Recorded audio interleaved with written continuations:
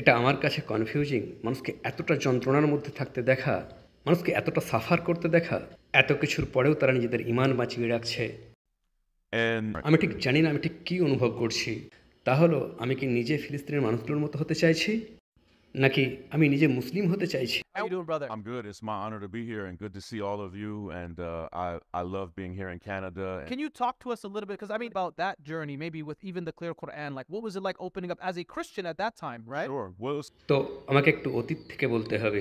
আমার জার্নির কিছুটা অংশ আপনাদের সামনে তুলে ধরার জন্য আমাকে শুরু করতে হবে ম্যালকম এক্সের অটোবায়োগ্রাফি দিয়ে, the autobiography of Malcolm X. আর শুধুমাত্র আমেরিকাতে নয়, সারা বিশ্ব জুড়ে অনেকগুলো জেনারেশন ধরে ম্যালকম এক্স বহু মানুষের সামনে ইসলামকে ইন্ট্রোডিউস করেছেন, বিশেষভাবে অ্যাফ্রো আমেরিকানসদের কাছে। তাই আজ আমার বয়স যদিও 44, আমার 15 বছর বয়সে আমি প্রথমবার ম্যালকম এক্সের অটোবায়োগ্রাফি পড়েছি। আর আমার ভালো বন্ধুদের মধ্যে একজন ক্যালভিন আর আমরা একসাথে সে সময় এই বইটা পড়েছিলাম। আর আমরা তাকে এতটা ভালোবেসে ফেললাম যে ভাবতে শুরু করলাম, চল আমরা দুজনে মুসলিম হয়ে যাই। আসলে সত্যিকার অর্থেই আমরা দুজনে ম্যালকম এক্সের মতো হয়ে যেতে চাইছিলাম। তো 1997 খ্রিস্টাব্দে আমাদের স্কুলগুলো জুম্মার নামাজ পড়ার জন্য অনুমতি দিতে শুরু করলো। শুক্রবারে জুম্মার নামাজ পড়তে যাওয়ার জন্য স্কুল থেকে যেতে পারো এই অনুমতি। আর আমরাও বাইরে বের হয়ে যাওয়ার লোভে মসজিদে চলে যেতাম। Brother, we've been using that excuse our whole lives, brother. I missed many a class for Jumas in the past. yes. My father's here. I shouldn't have said that stuff. So we তো এটা কেন্টাকির ঘটনা 1997 সালে। তো আমরা লেক্সিংটনের মসজিদে বিলাল চলে গেলাম। তো এখানেই লেক্সিংটন কেন্টাকিতে আজ আমি যেখানে তার বীজটা বপন করা হয়ে গিয়েছিল, এর বীজ বহুদিন আগেই বপন করা হয়েছিল। আর লোকেরা প্রায়শই বলে যে সন কীভাবে তুমি এই ডিসিশনে পৌঁছালে? তা হলো আমার জীবনে অন্যান্য কারণগুলো যে কোনো কারণের মধ্যে সর্বোত্তমটা হলো আমার জীবনে সব সময় মুসলিম বন্ধুদের প্রেজেন্স থাকা, মুসলিম ফ্রেন্ডস ইন মাই লাইফ, যেটা আমাকে সত্যিকার অর্থেই খোঁজি করে তুলেছিল। ইসলাম নিয়ে আমাকে ইনকুইজিটিভ করে তুলেছিল। আমাকে তারা বাধ্য করেছিল তারা কেন এইরূপ এটার খোঁজ করতে। and two of my best friends, not two of my best Muslim friends, আমার বেস্ট ফ্রেন্ডসদের মধ্যে দুজন হলেন শেখ ওমর সুলেমান, যিনি আমাকে শাহাদার পাঠ করিয়েছিলেন, and uh, বোন লিন্ডা সারসো, ইউনাইটেড স্টেটসের একজন অ্যাক্টিভিস্ট। তো গত 10টা বছর ধরে তারা দুজনেই ছিলেন সবচেয়ে বেশি কনসিস্টেন্ট আর রিলায়েবল আমার গোটা ইউনিভার্সের মধ্যে। আর গত 10টা বছর ধরে তাদের সাথে অতিবাহিত করা আমার প্রতিটা মুহূর্ত অনেক কিছুই ম্যাটার করেছে। তাই আমি ডিসাইড করেছিলাম, এমনকি কয়েক মাস আগে, শাহাদার ঘোষণার কয়েক মাস আগে, যে আমি ইসলাম গ্রহণ করব। এ বিষয়ে শেখ ওমরের সাথে কথা বলা শুরু করেছিলাম, জাস্ট এটা বুঝে নিতে যে যদি আমি ইসলাম গ্রহণ করি তাহলে কেমনটা হয়। আর এর আগে যখন আমি এডমিন্টনে এসেছিলাম, এখানকার কিছু ভাই আমার হাতে তুলে দিয়েছিলেন দ্য ক্লিয়ার কোরআনের কপিজ। আর এর পরে কী ঘটলো সেটা আপনাকে বলি। এই কিতাব আমার হাতে পাওয়ার কয়েক মাস আগে, আর্লি নভেম্বরে আমি আমার স্ত্রীকে বললাম যে আমি একজন মুসলিম হতে চাই। দেখুন, এখানে আমি আমার স্ত্রীকে লজ্জায় ফেলতে চাইছি না, তিনি নিজেই পাবলিকলি এ কথা বলতে পারবেন। তার এই ওয়ান্ডারফুল বিষয়টা আমি আপনাদেরকে এখন বলছি। যখন আমি আমার স্ত্রীকে বললাম যে আমি একজন মুসলিম হতে চাই, আমার স্ত্রী সারা জীবন একজন ডিভোট খ্রিস্টান ছিলেন। তিনি আমাকে বললেন যে সন, আমি কখনোই মুসলিম হব না। আর এই কথাটা আমাকে একটু কষ্ট দিল, কারণ দেখুন, তার এই কথাই আমি কষ্ট পাইনি, বরং এটা আমাকে ভাবিয়ে তুলল যে যদি আমি মুসলিম হয়ে যাই তাহলে আমার বৈবাহিক সম্পর্ক ভেঙে পড়বে। এখন আমার বয়স 44, আমি এই মানুষটার সাথে 15 বছর বয়স থেকে রয়েছি। তাই আমি এমন কোনো কাজ করব না যা আমার বৈবাহিক জীবনকে ধ্বংস করে দেবে। যখন আমি এডমিন্টনে এসেছিলাম তার কয়েক সপ্তাহ পর আসলে সেখানকার ইমাম আর কয়েকজন ভাইয়ের সাথে এই বিষয়টা শেয়ার করেছিলাম সেখানেই এডমিন্টনে, যে আমি বুঝতে পারছি না কীভাবে এই বিষয়টা আমি আমার স্ত্রীকে বলবো। তো একজন ভাই আমাকে একটা কথা বলল, খুবই গভীর কথা বলল, সন, আপনার স্ত্রীকে কনভিন্স করার প্রচেষ্টা করবেন না ইসলাম গ্রহণ করার জন্য। সে বলল সম্ভবত আপনি সব কিছুই জট পাকিয়ে দেবেন। সে বলল আমি চাই আপনি আল্লাহর ওপর ভরসা করুন, যেন আল্লাহ তার অন্তরকে গাইড করেন। তো এডমিন্টন থেকে যখন বাড়িতে ফিরে এলাম, সময়টা আর্লি জানুয়ারিতে, খুব বেশি দিন আগের কথা নয়, কোরআনের দুটো কপি আমি আমার ড্রেসারের ওপরে রেখে দিলাম। আমার উদ্দেশ্য এটা ছিল না যে যেন আমার স্ত্রী এই কোরআন দেখতে পান। আমি জাস্ট আমার সুটকেসে সেগুলো প্যাক করতে তখন চাইছিলাম না।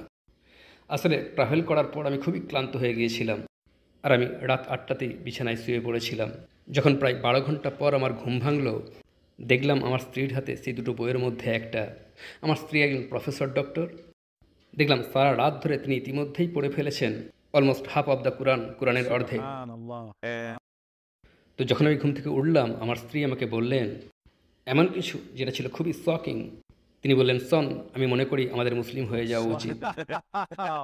MashaAllah. it was Round of applause. Go ahead. Bismillah. যখন আমার স্ত্রীকে এই কথা বলতে শুনলাম, ইট সাউন্ডস ফানি, কারণ সর্বপ্রথম যে কথাটা আমি ভাবলাম, এই মহিলাকে আর আমার স্ত্রী কোথায় গেল। who are you? Who is this imposter in my bedroom? Who is this person in my bed that দেখতে আমার স্ত্রীর মতো কণ্ঠস্বর এক, অথচ এই মহিলা বলছেন তিনি মুসলিম হতে চান। আর এখানে একটা অন্তর্নিহিত শিক্ষা রয়েছে। বেশিরভাগ আমেরিকানসদের মতো আমার স্ত্রী ইসলামের যা কিছু জেনেছিলেন, বেশিরভাগ আমেরিকানসদের মতো সেই সমস্ত স্থান থেকে যেখান থেকে আপনি ইসলামের জ্ঞান অর্জন করতে চাইবেন না। প্রফেট মুহাম্মদ সাল্লাল্লাহু সাল্লামের সম্বন্ধে যা কিছু তারা জানে, তা তারা জানে নিউজ থেকে, তারা তথ্য সংগ্রহ করেছে মুভিজ থেকে, সোশ্যাল মিডিয়া থেকে। আর তাই শুধুই ভুল তথ্য। আর আমার স্ত্রী, যিনি ইন্টেলেকচুয়াল আর একই সাথে গোগ্রাসে পড়াশোনা করতে পারেন, একজন ভোরাসিয়াস রিডার, সর্বপ্রথম যে কথাটা তিনি আমাকে বললেন তা হলো, son, the prophet Muhammad peace be upon him, আমি যা ভাবতাম তিনি তা নন। আর তিনি আলোড়িত হয়ে গিয়েছিলেন তার জীবন আর তার জীবনের ঘটনাসমূহে। আর একই সাথে তিনি ভাবলেন যে মুসলিম হওয়ার অর্থ হলো যে যীশু খ্রিস্টের প্রতি আর কোনো সম্মান প্রদর্শন করা যাবে না। আর আমার মনে হয় বেশিরভাগ খ্রিস্টানই কথা মনে করেন, Yes. and অথচ বাস্তবে এটা সম্পূর্ণ অপোজিট। আর যখন তিনি দেখলেন যে একজন মুসলিম হওয়ার পরেও যীশু খ্রিস্টের প্রতি সম্মান প্রদর্শন, ভালোবাসা দেখানো ছাড়া আর অন্য কিছুই নয়, প্রফেট জেসাসের প্রতি একই রকম ভালোবাসা, এই বিষয়টাই তার অন্তর বদলে দিল। আর পরবর্তী 6টা সপ্তাহ আমার স্ত্রী আর আমি এক ব্যক্তিগত জার্নির মধ্য দিয়ে গেলাম, এক বিউটিফুল জার্নি যার কথা আমরা পাবলিকলি বলিনি। জাস্ট এতটুকু বলতে পারি, জার্নিটা খুবই সুন্দর, যা আমাদেরকে আমাদের জীবনের এত বড় ডিসিশন নিতে সাহায্য করেছিল। তাই আজ থেকে 3 সপ্তাহ আগে, দ্য সানডে বিফোর রামাদান, আমরা আমাদের শাহাদার ঘোষণা দিলাম। it's been beautiful, man. Your round of applause, man. That actually is so beautiful, subhanAllah. I can tell you that you had thousands, if not millions of people making dua for you and your wife. Yeah. আর অপরদিকে শেখ ওমরের সুন্দর দিকটা হলো যে তিনি গত 10টা বছর ধরে পুলিশ ব্রুটালিটির বিরুদ্ধে প্রত্যেকটা আন্দোলনে, প্রত্যেকটা বিক্ষোভে সম্পূর্ণরূপে সাপোর্ট করে গিয়েছেন। সিভিল রাইটস, হিউম্যান রাইটস, এমনকি শেখ ওমর অ্যারেস্টেড হয়েও গিয়েছেন পুলিশের হিংস্রতার বিরুদ্ধে প্রোটেস্ট করতে গিয়ে, ম্যাসাকারের বিরুদ্ধে ফাইট করতে গিয়ে। তাই আমি তাকে আমার ভাই হিসাবেই দেখে আসছিলাম। আর তিনি কখনোই আমার কোনো কথা জানতে চাননি, আমাদের কারোর কোনো কথা জানতে চাননি। আর সিস্টার লিন্ডাও একই। সিস্টার লিন্ডা আর শেখ ওমর ব্ল্যাক পিপলদের সিভিল রাইটসের জন্য লড়াই করেছেন এমনভাবে যেন এটাই তাদের জীবনের সবচেয়ে গুরুত্বপূর্ণ বিষয়। তাই তাদের চারপাশের যে কেউ, আমাদের যে কেউ, সর্বপ্রথম আমরা তাদেরকে ভালোবাসতে শুরু করি, আর তারপর কথা বলতে বাধ্য হই, এই মানুষগুলো এইরকম কেন, কোন জিনিসটা তাদেরকে আমাদের জন্য লড়াই করতে বাধ্য করছে। এইভাবে ন্যায় প্রতিষ্ঠার লড়াই। আর যদি আপনি তাদের দুজনের একজনকেও প্রশ্ন করেন, তো তখন তারা বলবেন আমাদের জীবনে ইসলাম রয়েছে তাই। You know? 100%. আর গত 6 মাস ধরে এই ভয়ানক জেনোসাইড দেখে, নির্বিচারে ফিলিস্তিনি নিধন দেখার পর আমি সক্ষম হয়েছি খুব কাছ থেকে স্টাডি করতে, শুধুমাত্র ভিডিও দেখে নয়, বরং গাজায় রয়েছে আমার শত শত বন্ধু, আর আছে ওয়েস্ট ব্যাংকে। আর তারা যে অবস্থার মধ্য দিয়ে যাচ্ছে, এটাকে দেখা আপনার পক্ষে সম্ভব হবে না বিচ্ছিন্ন করা তাদের বিশ্বাস, ইমানকে, তাদের অস্তিত্ব টিকিয়ে রাখার লড়াইয়ের থেকে। আর আমি দেখতে শুরু করলাম On October 8th, October 9th, October 10th, গাজায় নারী ও পুরুষ উচ্চ কণ্ঠে প্রকাশ করছে তাদের কাছে ঈমান কতটা জরুরি। আপনার কল্পনার থেকেও ভয়ানক খারাপ অবস্থার মধ্যে থেকেও আমি দেখেছি নারী, পুরুষ, পিতা, মাতা, দাদু দাদি, স্বামী, স্ত্রী, সন্তান, সন্ততি, শিশুরা, ছোটরা সব কিছু হারাচ্ছে। আমি দেখেছিলাম একটা ভিডিও যে আমাকে হর্ন করে গিয়েছিল, আমাকে তাড়া করে বেরিয়েছে, যে একজন মহিলা, এটা জাস্ট লেট অক্টোবর, যুদ্ধ তখন মাত্র কয়েক সপ্তাহের, তার হাতে রয়েছে একটা ময়লা ফেলার ব্যাগ, বরং বলা ভালো এক রক্তে রাঙা গার্বেজ ব্যাগ। আর তিনি বলছেন আমার পুতাপুতিনের এতটুকুই পেয়েছি।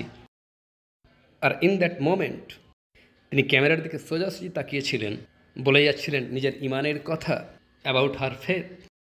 তারা, যারা আমার পরিবারের সাথে এই কাজটা করেছে, যদি এ কথা ভেবে থাকে যে এটা তাদের ইমান নষ্ট করে দেবে, তাহলে তারা তার ইমানটা কি সেটাই তারা বোঝে না। আর আমার অন্তরের ইচ্ছা, I don't know her name, and I've never seen her since. I pray to Allah that she is still alive. I mean, আমি মানুষটাকে বলতে চাই সেই মুহূর্তে তিনি আমার উপর কোন প্রভাবটাই না ফেলেছিলেন, কিন্তু আমি দেখে গিয়েছি সেই একই কাহিনী, the same story over and over and over again. ফিলিস্তিনের মানুষগুলো এই প্ল্যানেটের সবচেয়ে ডেঞ্জারাস স্থানে থেকেও কখনো আল্লাহকে অভিশাপ দেয় না। তারা হয়তো এ কথা বলতে পারে, দুনিয়ার লিডার্সরা আমাদেরকে ত্যাগ করলো কেন? তারা হয়তো এ কথাও বলতে পারে, কেন আরও বেশি বেশি মানুষ আমাদেরকে সাহায্য করছে না? কিন্তু আমি কখনো কোনো ফিলিস্তিনিকে এই কথা একবারও বলতে শুনিনি, আল্লাহ কেন আমাদেরকে ত্যাগ করেছেন। বরং আপনি তাদেরকে বলতে শুনবেন, আমাদের অবস্থা দেখে যাই মনে হোক না কেন, আসলে আমরা বিশ্বাস করি যে এটাই হলো আমাদের জন্য মহান আল্লাহর ইচ্ছা। الحمد لله اللهم لك الحمد حمدا كثيرا طيبا مبارك يا الله.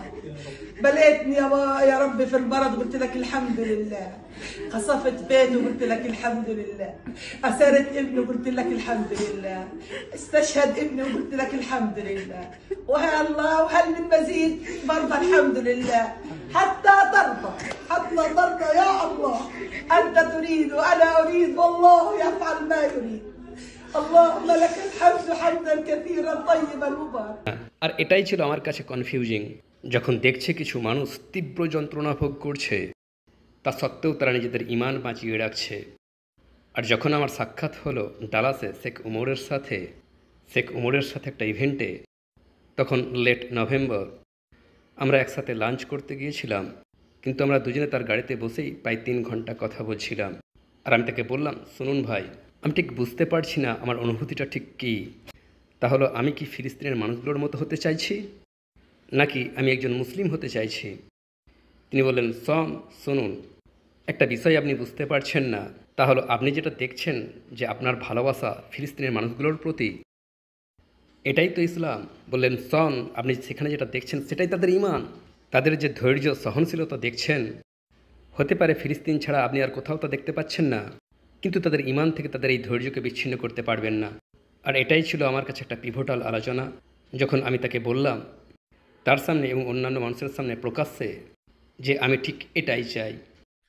And in December and January and February, আমি ট্রাভেল করছিলাম ইংল্যান্ডে আর কানাডাতে, বক্তব্য রাখছিলাম, আর আমাদের টিমের সমস্ত মেম্বারগুলো ছিলেন যুবক মুসলিম। আর একটা ঘটনা যেটা ঘটল তা হলো, তারা প্রত্যেকেই দিনে 5 ওয়াক্ত নামাজ পড়ছেন, আর তারা নামাজ পড়তেন, আমি জাস্ট ওয়াচ করতাম। তারা যখন জুম্মার নামাজ পড়তে যেতেন আমাকে গাড়িতে ছেড়ে যেতেন, আর এমতো অবস্থায় ভাবতে শুরু করলাম, আমার এই গাড়িতে থাকার কথা নয়, আমার তো তাদের সাথেই থাকার কথা। yeah, 100%. and আর আমি তাদেরকে বললাম, এরপর তোমরা যখন নামাজ পড়তে যাবে, I won't be in the car, আমি আর একবারও এই গাড়িতে থাকবো না, আমি আপনাদের সাথেই যাব। আমি অনুভব করছিলাম যে এটা ছিল আমার জন্য আর্জেন্ট, আমার জীবনটাকে পরিবর্তন করা। so it's been beautiful. It's only been 3 weeks, but it feels like so much longer. Is his final messenger. Is his final messenger. Allahu Akbar. Takbir. Congratulations, brother. You can pass the mic now to Ray. Sister Ray, if you can repeat after me and say Ashhadu. বর্তমানে আমি যে কোনো অ্যাকাউন্টই করি না কেন, Instagram সাথে সাথে delete করে দিচ্ছে। Immediately. And so they deleted. I had an account for my podcast. They deleted that. I had an account for my businesses. They deleted any account associated with me. আমার অ্যাকাউন্টটা delete হয়ে যাওয়ার পর প্রথমে আমি দুঃখ করেছিলাম, কিন্তু জাস্ট 2-3 দিন আগে একটা বিষয় আমার কাছে স্পষ্ট হয়ে উঠল যে আল্লাহ আমার সেই অ্যাকাউন্টটা ডিলিট করে দিয়ে আমার জীবন থেকে বহু হইহুল্লোড় দূর করে দিয়েছেন। আজ আমি ভাবতে পারছি যে যদি আমি আমার সেই বিশাল অ্যাকাউন্টটা না হারাতাম, তাহলে হয়তো আমি এখনও সেই একই কাজ করে যেতাম যে কাজটা আমি আগে করে যাচ্ছিলাম, হয়তো আগের মতোই থেকে যেতাম, মুসলিম হতাম না। আমি মনে করি এটা হারানোর ফলে আমার মাথায় একটা ফাঁকা স্থানের সৃষ্টি হলো, to have a space in my mind, আমার অন্তরে, আমার জীবনে, যেটা আমার আগে কখনো ছিল না। বর্তমানে আজ আমি সেই পয়েন্টে রয়েছি যেখানে আমি বলতে পারি যে যা আমি হারিয়ে ফেলেছি তার জন্য আমি আল্লাহর কাছে কৃতজ্ঞ।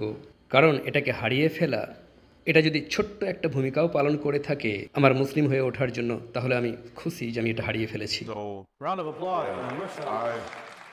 I don't regret losing it. I don't regret anything that I said. I don't regret anything that I posted. আমার অ্যাকাউন্টটা ডিলিট করে দেওয়া একটা ইনজাস্টিস, আমার প্রতি অন্যায়, কিন্তু সেই অন্যায়টা কি কাজে লাগিয়েছেন মহান আল্লাহ আমাকে তার নিজের কাছে টেনে আনার জন্য। আর একটা কথা কমেন্টে একজন বলেছিলেন যে সন, আপনি হয়তো 60 লক্ষ ফলোয়ার্স হারিয়েছেন, কিন্তু আপনি অর্জন করেছেন 100 কোটি ভাই বোন সারা বিশ্ব জুড়ে। world. Allah, And so, Allahu Akbar. listen, এটা একটা বিজনেস। আমি এই ব্যবসাতে 10 গুণ লাভ করেছি। Where do you see this ending up? Like, what is the end goal of Israel? How do they think they can commit these atrocities and the world will forgive them and just pretend like nothing ever happened? so let me just speak very earnestly and honestly about this. যা কিছু Israel করেছে সেসব কিছু তাদের বন্দি মুক্ত করার জন্য নয়। ইসরায়েল যতগুলো বন্দিকে মুক্ত করেছে তার থেকে অনেক বেশি নিজেদের বন্দিকে মেরেছে। বন্দি ইহুদিরা তাদের কাছে অগ্রাধিকার নয়, আর এটা হামাসকে নিয়েও নয়। ইসরায়েল সেই ভূখণ্ডটাকে চায়। ইসরায়েলি সরকারের বড় বড় নেতারা এই কথা বলেছে যে তারা এটা করতেই চায়। তাদের উদ্দেশ্য যতগুলো সম্ভব তাদের পক্ষে ফিলিস্তিনিকে মেরে ফেলা, আর বহু সংখ্যায় ফিলিস্তিনিকে বাধ্য করা নিজেদের দেশ ছেড়ে চলে যেতে। তারা এটাকে দখল করে নিতে চায়। গত 6 মাসের যে কোনো দিনের যে কোনো ঘন্টাকে আপনি তুলে ধরুন, সেটাই হবে আপনার দেখা সবচেয়ে কঠিনতম দিন, the most ugly evil hour. তারা হত্যা করছে গাজাতে একজন মাকে প্রত্যেক 45 মিনিট অন্তর। Every 45 minutes, a mother is killed. তারা ইতিমধ্যেই হত্যা করে ফেলেছে শুধুমাত্র কয়েক হাজার ছোট ছোট ছেলে মেয়ে নয়, তারা হত্যা করেছে কয়েক হাজার baby. Listen to me. 1,000 babies. They have killed nearly 20,000 children. আমার মাথায় প্রথম যে প্রশ্নটা উঠে আসে তা হলো আরব রিজিয়নের মুসলিম লিডার্সদের জন্য। তারপর আমি ভাবলাম না না, এটা ঠিক হচ্ছে না, এই প্রশ্ন এই পৃথিবীর যে কোনো লিডারের প্রতি। আর তারপর বিষয়টা নিয়ে আরও ভাবতে থাকলাম, এই প্রশ্ন আমাদের সবার জন্য। প্রশ্নটা হলো ইসরায়েল আর কতটা করলে আমাদের জন্য এনাফ হবে, তাদের সীমা লঙ্ঘন হবে, আমাদের রেড লাইন কোনটা। আমার মনে পড়ে আমি একদিন ভাবছিলাম যে তারা যদি 1000 মানুষকে মেরে ফেলে তাহলে পৃথিবী আর সহ্য করবে না, অথচ এখন সংখ্যাটা প্রায় 40,000 মানুষ। টু মাচ, বাড়াবাড়ি কোনটা। তাদের 98% গৃহহীন হয়ে পড়েছে। আমরা কি 100%-এর জন্য অপেক্ষা করছি? কিসের জন্য অপেক্ষা করছি? সেই রিজিয়নের নেতারা, সারা পৃথিবীর নেতারা, আপনারা কি কোনো সংখ্যার দিকে তাকিয়ে রয়েছেন?